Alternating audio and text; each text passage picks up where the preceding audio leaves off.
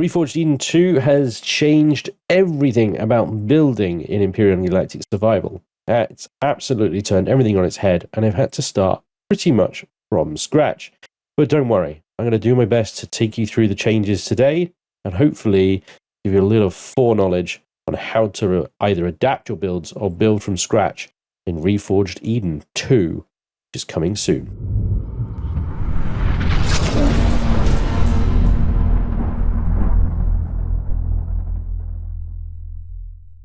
Now, for those of you that are familiar with my chilling and building series that have been done, I've been building the ship from Helldivers 2 here in Reforged Eden 2 to try and get to grips with how the changes affect, well, builders and you guys who are going to be using these ships in-game. Now, the Super Destroyer here was originally supposed to be an early game starter ship, but it very much quickly became obvious that the size of the damn thing and the amount of thrusters that are going to be needed would very much make this a high CPU, high tier ship. That being said, it is, however, still equipped as a sort of late starter, mid-game kind of vessel. Difficult to define, obviously stuck within the parameters of trying to rebuild a ship from another game. However, from a CPU point of view, we are over the 500,000 that you get as your kind of max CPU. This replaces the 2.1 million CPU that you get from your extensions that you can build yourself without special stuff, without auxiliary cores, without quantum CPUs, without special parts like the advanced core and stuff that extend your CPU way beyond that 2.1 million. It's now 500,000, which I know sounds insane. Like, how are you supposed to get any kind of ship in 500,000 CPU? But don't worry, everything, it has changed its CPU values, and it's all much more uniform now. So, for example, a small generator is 12,500 CPU and it outputs 5 kilowatts. And then a large generator is 25,000 CPU and it puts out 25 kilowatts. So you're getting much more bang for your buck out of the large than you are the smalls. You know, they're twice the CPU. But still, it's definitely more efficient to go for the larger. And that carries on through to the advanced, and that carries on through to the small fusion generators, and ultimately the large fusion generators as well. Each time carrying out massive amounts of CPU. You notice the large fusion there is that 200,000 CPU. It's almost half your allocation before you go any further. And now, I don't want to scare you off of Reforged Eden 2, because, you know, your CPU, you get your basic, your improved, and you're advanced here, and that gets you up to 500,000. But you can go beyond that, the superior. And the reason I've not included the superior, or indeed the quantum here, is because the superior takes, well, you guessed it, special materials to build. If we look at constructor here, we can see that, well, it's actually not there at all. There is no superior CPU. So it's not something that you can build straight off, but it is something you can unlock. How we get this, I don't know yet. Ultimately, Reforged Eden 2 is still in development, and maybe they haven't added it to the constructors yet, or perhaps you need to do some kind of quest, get it from traders, buy it, assemble it specially through the PDA missions. I don't know. But ultimately, this will net you an additional 100,000 CPU, so an entire fifth more of your CPU allocation, but you are only allowed one. You'll notice that the ingredients to build this thing include quantum processors, 2 of them, in fact. So I'm pretty sure you will have to build it. Why it's not appearing in the constructor, I don't know. But you will need 2 quantum processors, and quantum processors are also something that you cannot build. But I have seen quantum processors in abandoned type POIs, like the bunker, the assembly yard, and so on and so forth. So actually, hopefully you'll be able to get yourself 2 quantum processors fairly early on. Then it's a case of the superconductors, which you have to buy from traders, and everything else you should be able to get from farming materials and mining as per usual. That would net us a tidy 600,000 CPU, but you can see here on the Super Destroyer we're exceeding that even more at 631,000 CPU. Now, this is not a particularly big ship. It's certainly not a very optimized build ship. In fact, the whole Super Destroyer thing is a completely useless concept on Empyrion as a orbital bombardment vessel. I think you can't do in Empyrion. However, I've tried my best to turn it into something useful in Empyrion, but at 631,000 CPU, there's some tweaks I need to do. And that's even, you know, with a performance that is remarkably average, to be honest. Probably less than average, I would say. A pitch at 17, a yaw at 16, and a roll at 22. Given this thing is using advanced thrusters, yeah, it's a little disappointing. But if you do build a ship sort of optimally, what can you get for your money? Well, here is something that I threw together just before I started recording this video, just to demonstrate what you can actually get from the CPU. This is using a basic extension only, and has a total CPU of 225,000, which is actually pretty generous for just a single CPU extension. And you can see here under the devices total that actually things don't cost a lot of CPU. Armor lockers are 0, CPU extender is obviously 0, the core is 0, the hydroponic lamps is only 5, control station, the rest of the cockpit is only 17. And then, you know, things sort of gradually get more and more, but it's not a huge amount of CPU. Obviously, the rebalancing of CPU here has been done quite carefully with whole numbers to try not to actually overwhelm the brain too much when trying to calculate what your ship can do, how much it can have. But this one single CPU extension here has enabled us to get medium thrusters on the forward and 4 on the lift, small thrusters in every other direction, 2 of. That has netted us a statistics of, well, quite impressively 85 roll, 43 pitch, and 53 yaw. But you do have to take into consideration this thing, you know, it doesn't weigh a lot. It's 368 tons. It has no outer frame. So, I mean, once I put a shell on it, I'll be interested to see what it can actually do. But you can pretty much expect that performance to be much less than what we're seeing. The point is I'm trying to show here is what devices you can get on a ship. And with optimal and clever thruster placement, you can maximize the efficiency of these cheap little ion thrusters. So what can we get? We can get obviously a cockpit in here. We've got full medical, actually. All 5 medical devices, a large constructor, a small constructor, food processor, armor locker repair station, 9 plots here, 2 320 KSU containers, 2 large generators, 1 small generator, gravity generator, 4 shield boosters, 2 shield chargers, a compact shield generator, and Wi-Fi, and 2 tractable gat turrets, and 360-degree coverage by 6 sentry guns. Actually, that is a pretty good little starter ship. For a single CPU extension, you can get yourself a pretty decent little starter vessel. Okay, yeah, all right, I haven't put a frame on it yet, but I didn't want to build a whole ship just to demonstrate the CPU. The point I'm trying to make is actually the CPU in the realisticness is actually quite generous. And then obviously once I can get a superior extension on my super destroyer, tweak the interior a little bit, maybe lose a constructor here, maybe drop a cargo extension there, you know, I'm pretty sure I can get this thing to fly within the 500,000 limit, or even the 600,000 limit, I suppose. But yeah, it's going to upset, I think it's going to upset a lot of people. Change always does. And it's going to take us a while to figure out how that change affects our build styles, play styles, and so on and so forth. CPU, that's it. Now then, we're going to talk about thrusters. Thrusters have changed significantly. I'm focusing here on capital vessels. There are obviously changes here within small vessels and hover vessels that are affected by what I'm talking about as well. But let's try and focus on capital vessels. They're the sort of the main feature of the game, after all. So thrusters have changed. You've got ion thrusters, you've got plasma thrusters, and antimatter thrusters as well. So these obviously all eat into that precious CPU points as well. Obviously, as you carry on into the game, you're going to be acquiring auxiliary cores from the Project Eden side, and you're going to be acquiring those superior extensions and even those quantum extensions from the Reforged Galaxy side. Your CPU will gradually go up as you complete quests, explore the galaxy, do things, grind. Did I mention the grind? Anyway, there's also the advanced core as well, which is a cool million. I don't know what the difference is between that quantum core and that quantum core. So that's a CPU extension. That's a quantum core. So that replaces your core and that extends your CPU, I think. But I guess that replaces the advanced core. They've just renamed it. CPU increased 200,000. So, you know, there goes 800,000. So much for a million. What is happening? Anyway, I was still talking about thrusters and managed to go back onto CPU again.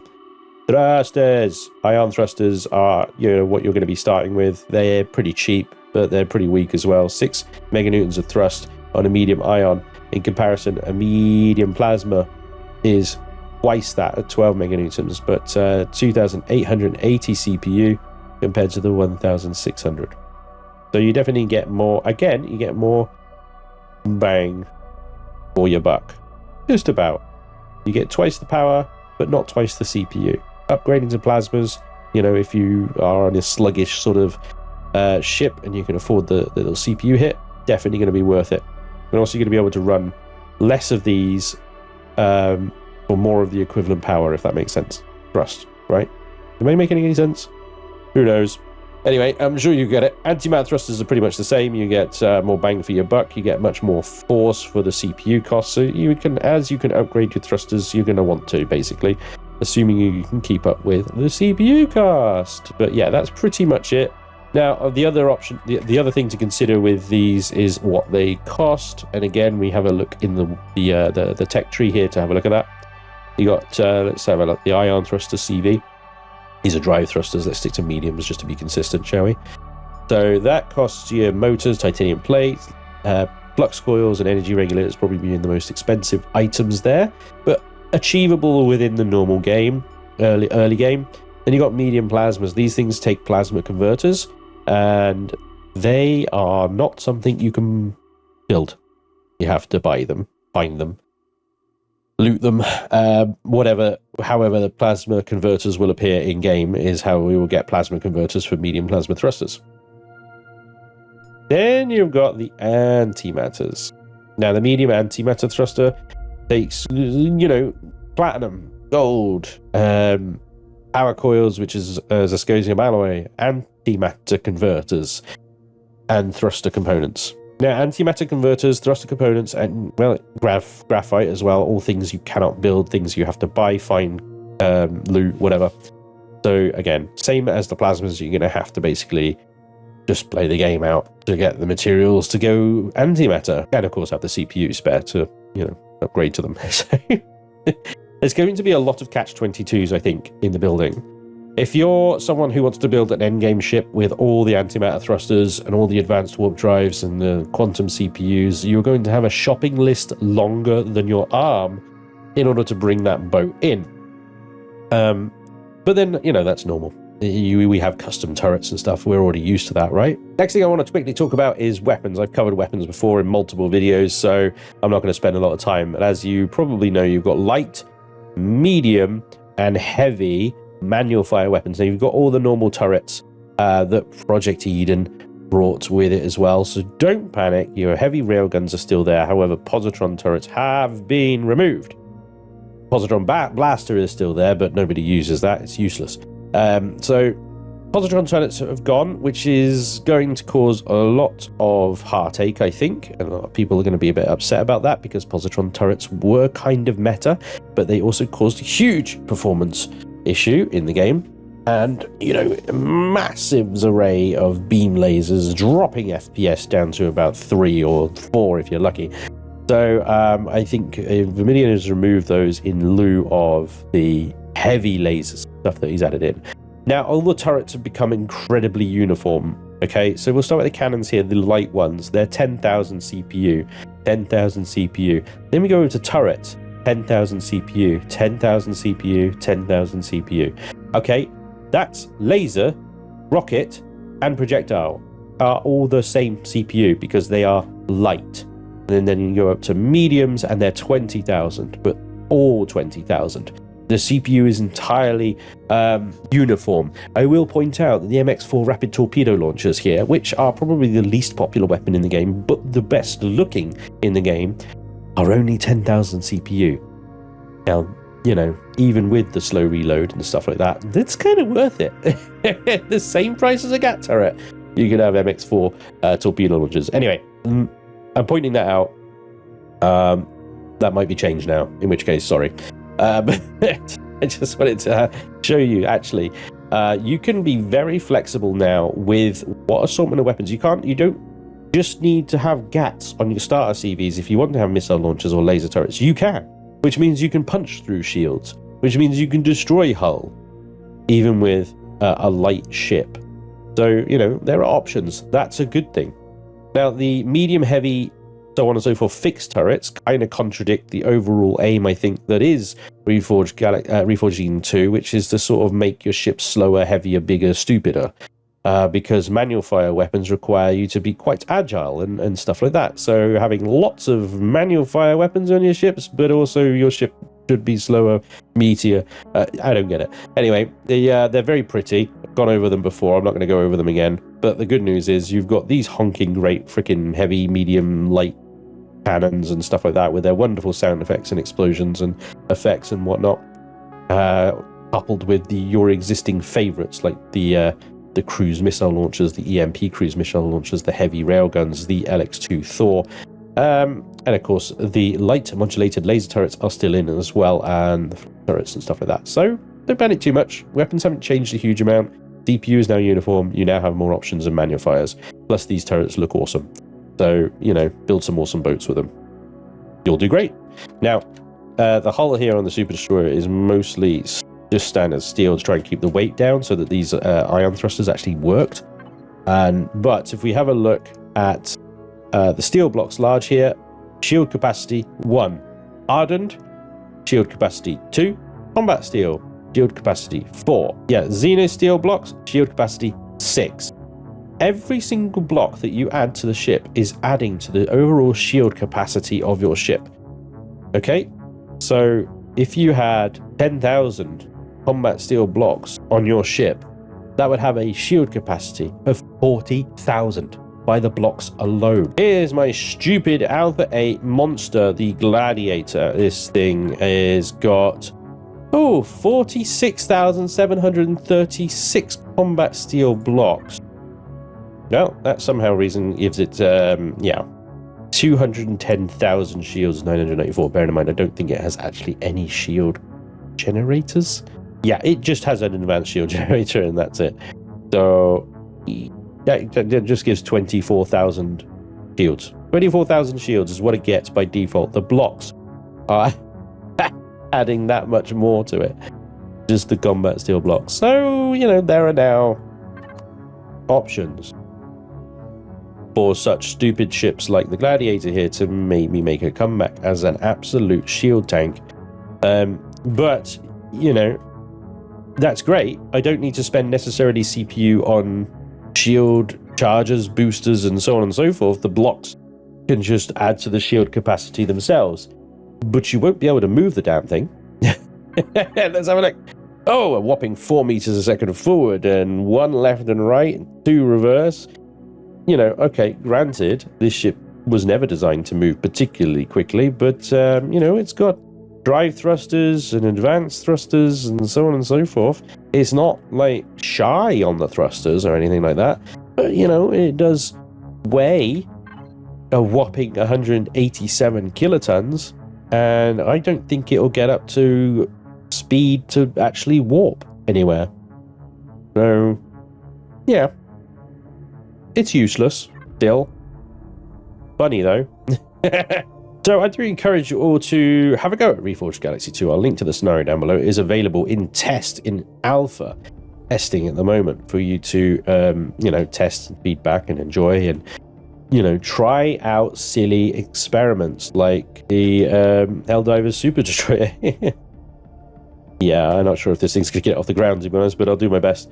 If I can't get it working in Reforged Eden 2, then I'll definitely bring it to Reforged Eden 1. I should definitely be able to get it working there, but yeah, some tweaking required. And I suspect that that will be the same for anything that you guys build as well, as we all try and figure out how the hell all this affects the reality of building in Empyrion now with all those changes. Still, I think the market for starter ships is going to be very good, because you can actually get a pretty decent little starter ship for just 1 CPU extender. How that's going to affect everything in the mid and late game, well, we'll just have to wait and see, I guess. But hopefully I've given you the idea of what building in Reforged Galaxy is actually realistically like, and possibly a little glimpse into what playing Reforged Eden 2 in survival mode is going to be like. Personally, I think ships that are going to cater for upgrades throughout its lifespan will be the best, will be the most popular,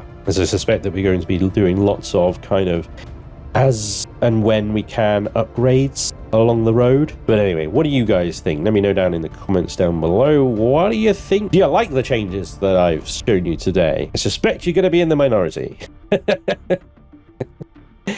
But in any case, I want to hear from you guys. What do you think? The good, the bad, the ugly. Have you already had a look through the blocks, and have you already started building for Reforged Galaxy, Reforged Eden 2? Let me know, because your insight is greatly valued at the moment. I mean, I've given you my thoughts and my impressions, but I do overlook a lot. And I know there's lots of you guys out there that go really into the fine details. So do let me know in the comments down below what problems you see, what benefits you see, what, yeah, everything. Just let me know. It'll be great to hear from you. In any case, I do hope you've enjoyed this little sneak peek look into how your life is going to be flipped upside down, and you're going to have to basically unlearn all that you have learned. Thank you, Yoda. I'll be back with some more Reforged Eden and Empyrion Galactic survival content soon, and hopefully I'll see you then. Until then, take care. Bye-bye.